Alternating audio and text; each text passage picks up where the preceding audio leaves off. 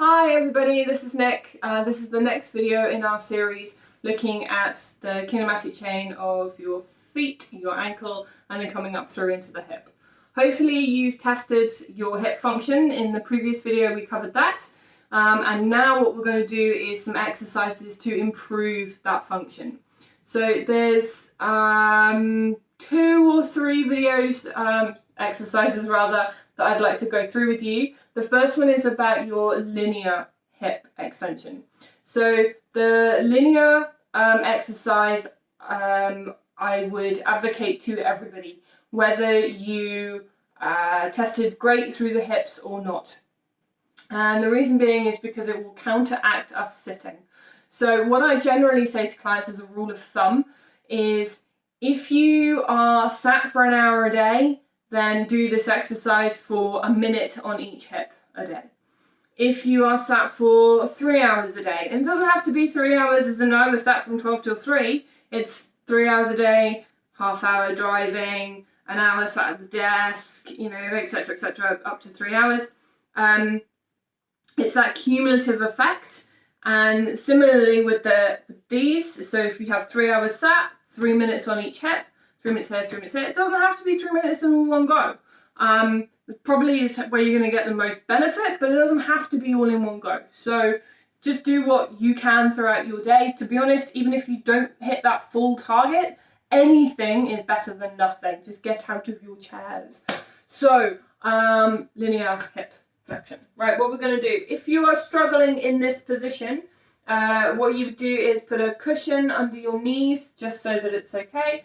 In fact, I'm going to do that because I've been kneeling here for a while. And surprisingly, there's a few outtakes. So I've been in this position for quite a bit. So, okay, so knees on the cushion. My other leg comes out about 45 degrees. It doesn't really matter, just ideally not straight out in front. If you go straight out in front, you're going to fall over because you'll probably get a bit wobbly. So just out to the side.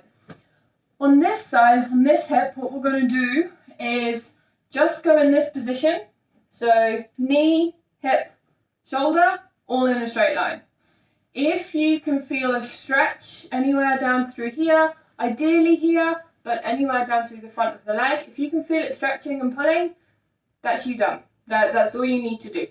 If it's like, well, okay, I'm in this position, now what do you want to do? Then we can go up again. And for that, it's clench your bum. So clench your bum, on and off. And you'll be doing that for a minute. So on, off, on, off. Again, if you can't really feel anything in here at that stage, then you can go up again. So it's, again, maintaining that straight line. You go straight line, clench the bum, and then pulse forward. Pulse back, release the bum.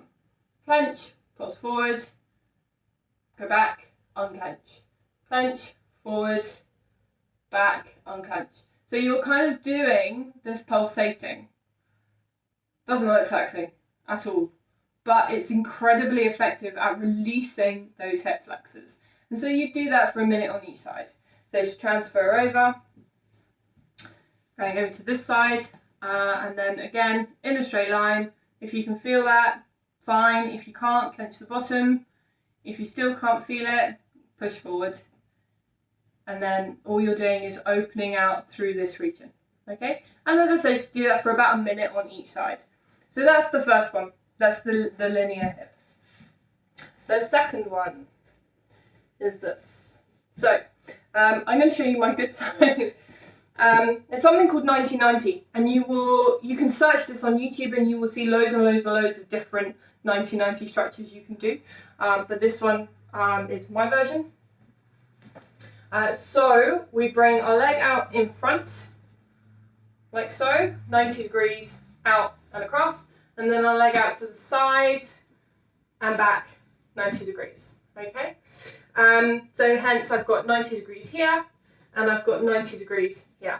You want the knee on the floor, so that you're doing your internal and external rotation through the hip, okay? So you're doing both of them at the same time.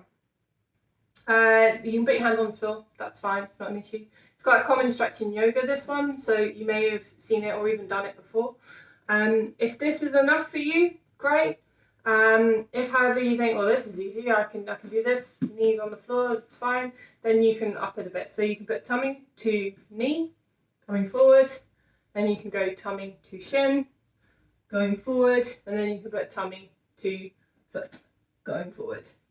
Mine isn't brilliant, so there are some of you out there who will be able to do this a lot better than I can, but certainly give it a go. If you find that easy, you can then up it again. This is where my demonstration rapidly goes downhill, as I can't do this, but you bring the arms out to the side and you do the same thing again. So belly button to knee, belly button to shin, belly button to foot.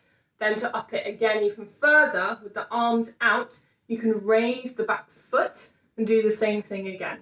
I am not going to do that because it will hurt, but that's the general gist. I'll just demonstrate the other side for you so you can see a bad one. So again, my leg's gone out. I'll move over a bit so you can see me.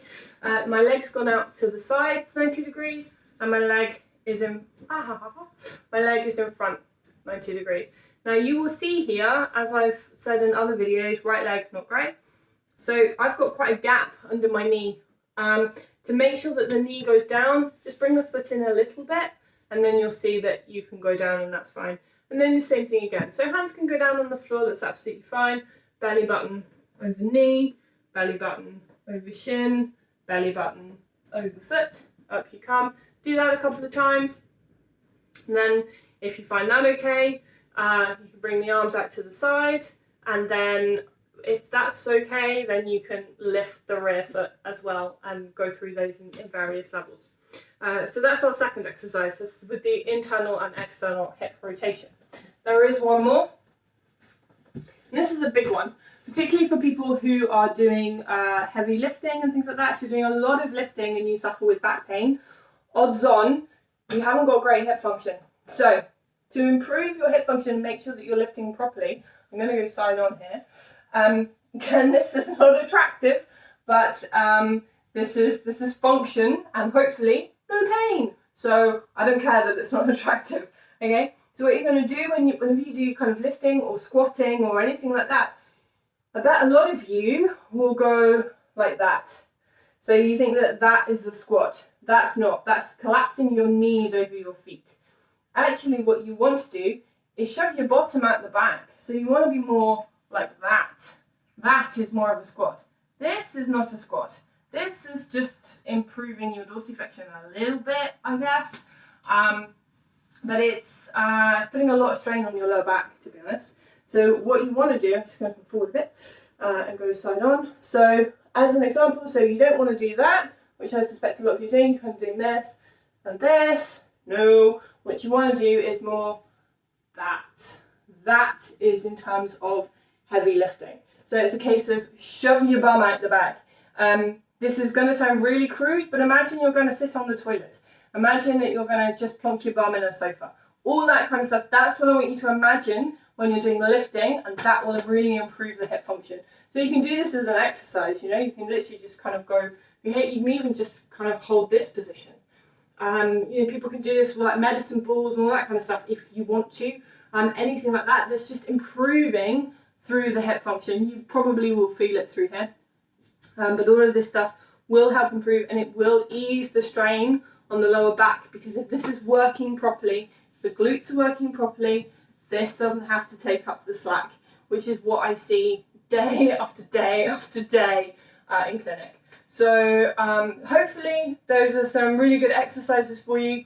If you do those exercises and then go back to the previous video and do your hip tests, I guarantee after a month or so of doing these regularly, note regularly, that the tests will improve, your hip function will improve. What I will say, and I will underline big letters, flashy lights, everything, if it hurts, stop, okay? You can go to a point of where I was like, oh, I can feel that, yeah, it's definitely doing something, but if it hurts, stop. Go back a few stages, or just stop completely. That doesn't mean go sit in a sofa. That just means you just need to start listening to your body and taking it steady, all right? And then when you can, Go and see your local bone therapist or whatever works for you. If you're a chiropractor person, go see a chiropractor. If you like to go see the physio, go see the physio. Go see whoever, I don't care. But as a maintenance thing, just to make sure that you're okay, that you're level through the shoulders, through the hips, that you haven't got pelvic rotation going on, any of that stuff, just get yourself sorted out and baselined as you progress through. If you're not in the financial position to be able to do that, or time, or whatever, that's fine. These exercises, you can still do them. They will still improve. Absolutely. It's just if you want quick results, then go get your baseline sorted first. Hit the reset button, and then you absolutely carry on. But that doesn't mean don't do them. Okay? So hopefully this little mini series has been helpful. I will put other videos on in the coming days and weeks probably for other exercises that we can do in terms of mobility through the shoulders, through the chest. This is another big one, but I won't cover it in this series. And that's it, really. So hopefully you've enjoyed the little mini series that I've sent to you, and I hope you and your family are all healthy and well, and I will hopefully speak to you soon. Cheerio, bye.